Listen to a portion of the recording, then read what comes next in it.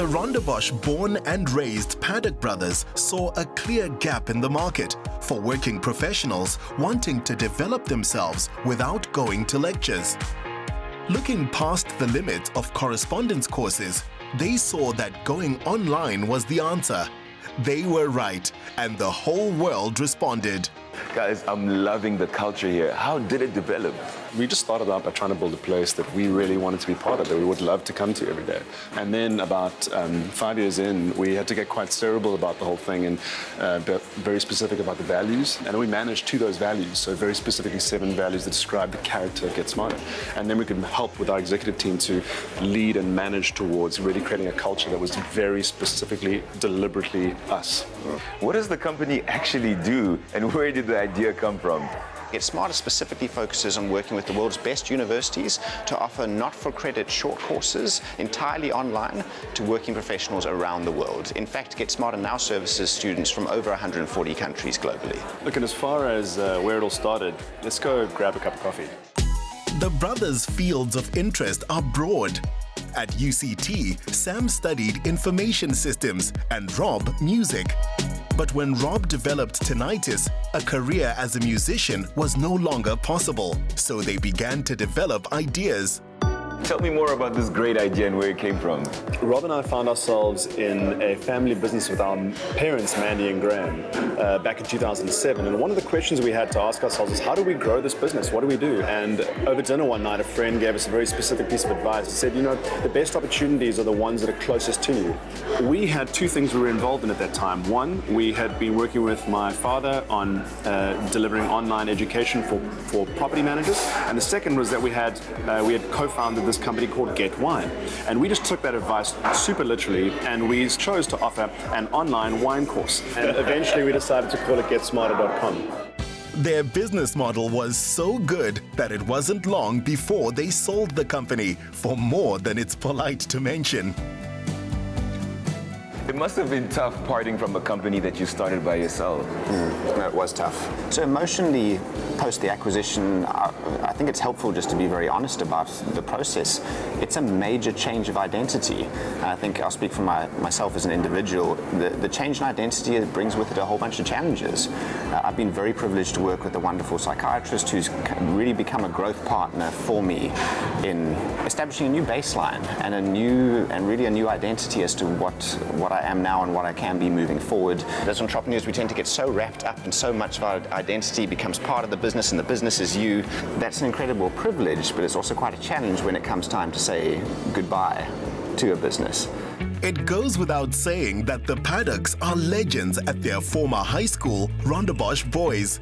Today, Get Smarter employs hundreds of people on 3 continents, and its roots lie here. We're back in your school where it all began for each of you individually. I think that's exactly right. And we were very privileged to attend both the junior school and the high school and receive an incredible education that hopefully just set a foundation for success. That's pretty amazing. Why is education important to you guys? In this environment, outside of the parental influence, school is the other key kind of influencer as it relates to the stories we tell ourselves about ourselves, our self-esteem. And I think that's what education means to me. It has that potential to shape people, to create that self-esteem that allows us to balance ourselves across the roles in our lives. So what kind of student was your brother actually? So Sam was was almost a walking contradiction, because on the one hand, he was this kind of stereotypical super achiever, very intellectual and academic. But on the other hand, he was just a super cool guy and very relatable, and he was a musician and he had cool girlfriends. I was always just so proud of the way that Sam was able to bring those seemingly opposing facets together and eventually end up being head boy. And as you can see on the board over there, head prefect 1999. Another major project of Rob's, together with his wife Ash, has been to realize the potential in this almost century-old house.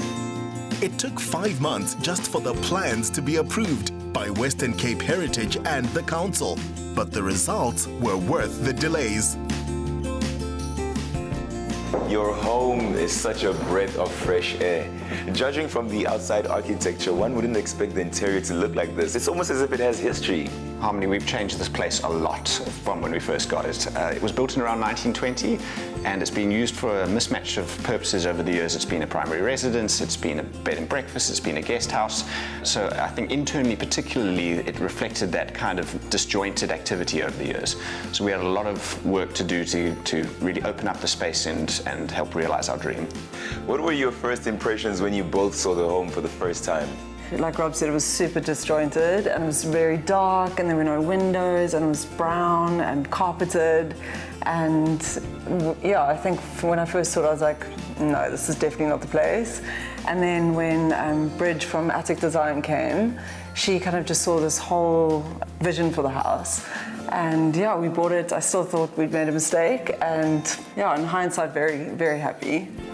And I think for me, like Ash said, I was traveling so much for Get Smart at the time that I mean, this is a little bit embarrassing actually, but I only came here a total of 4 times from the time that we bought it till the time that we actually moved in. And Ash and Bridge and the team from Attic Design really took on the entire job. It feels so light and airy in here, but I see there's a sense of grounding with the pop of colors of furnitures and interesting pieces. I think otherwise it's got the potential of just feeling like quite a clinical space. We wanted that light, bright feel, but yet we wanted it to feel homely. And so you bring in some really strong, bold colors, and it seems to get that match and that harmony. Quite nice. All the elements complement each other so well. What are some of your favorite pieces?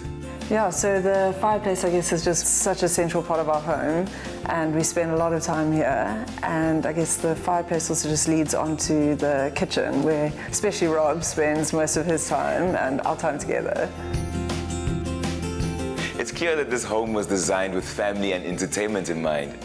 It absolutely was, and we're a young family and we currently only have 2 furry kids, but in the future we hope to have our own kids, and so for that purpose there's a number of spare bedrooms which will eventually become spaces for little kiddies. Yeah. I can see why this is one of your favorite spots in the house. If I lived here, I'd be here all the time. Yeah, thank you. So one of the briefs we gave Bridge was just to create this sense of, I think, community, and both coming from big homes, we wanted a space where everyone gathers and we love cooking together. So it's just great to have somewhere where we can all just have amazing conversations and connect. As young boys, Rob and Sam grew up surrounded by guitar playing from their dad, and from their mother, they got a sense they could do anything. They made good on her faith in them, and as the brothers insist, without their wives, Ash and Kerry, growing the company would have been impossible. Ash, you were telling me about this interesting engagement story. Kerry, I want to hear your side. Rob and Sam had a little plan and they whisked us off to Mauritius. Obviously, we had no idea that we were both going to get engaged, because you wouldn't think someone else would be coming with you if you're going to get engaged. So it was the perfect plan, I guess. We went for cocktails and we were having a good time, and then Rob asked me to go for a walk, and I just kind of subtly heard Sam saying to kids, like, oh, let's go for a walk. So Rob asked me, I was like, no, I'm not really keen, like, just want to sit here and watch this beautiful sunset. And then subsequently we ended up walking on separate ends of the beach. Rob was a gibbering mess, I didn't even know what he said. and then got down on one knee and proposed, and then we came back together, but then I obviously didn't know that Sam had, well, I didn't think at all that Sam would have proposed to Kez, and got back together, and yeah, they'd also got engaged. I mean, it just shows how close they are. They like literally cannot do anything apart. We got married 2 months apart. How do you feel about Sam and Rob being so close? I think, first of all, their parents did an amazing job. And secondly, I don't think Sam would be the person he is today without Rob. The support that they gave one another through such a big business deal was stressful. There was a lot of pressure, and Rob, he was there for us in many ways, and he was that rock that Sam had. It would have been very difficult to have done it without him. They're inseparable. There's just that like brotherly bond that no one will get you like your siblings do. And they just have such an incredible bond, they always have, and I think also with them, they're just so genuine. There's nothing that's forced, and to just live to character throughout the whole thing, throughout business deals, like, yeah, they're amazing. Your home fits so well in the Western Cape. Did you always know you were going to settle here? We grew up in Cape Town. There were a few opportunities over the years to move elsewhere, but this is where friends and family are. Really, it was just a question of where in this beautiful city should we move. And for us, a couple of things are really important. The one is to be close to the mountain, the others to be close to the city, and the others to be close to the ocean. And Oranjezicht just fits that perfectly. Now that this 20s dame has been fully renovated, Rob's spare hours are spent catching up on lost time with Ash. Sam and Kerry are busy raising twins, and both Paddock brothers are getting involved in supporting up-and-coming local entrepreneurs.